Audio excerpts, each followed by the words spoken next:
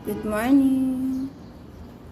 Nandito ako ngayon sa baba kasi inantay ko yung amo ko kasi tumawag. Gawa nga daw ay lilinisin ko kanyang sasakyan.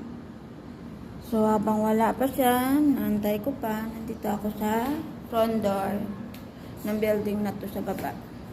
Dito ako nakatira. So ito yung labas.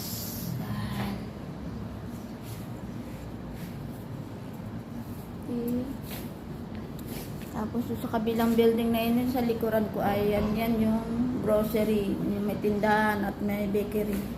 Saka dyan din yung paggawaan ng sasakyan. Saka may gasolinahan doon sa likod na yan, sa likod ko yun, sa likod ng building na yan. Yan.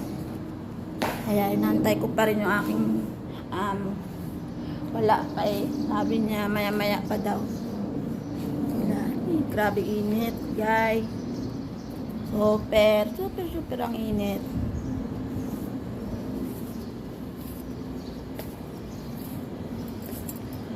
Nawala si madam.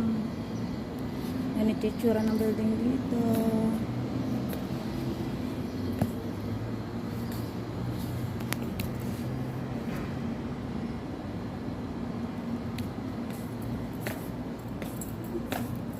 Grabe ang init, guys. Ay, hindi ko ilang minuto pa bago dumating amo ko.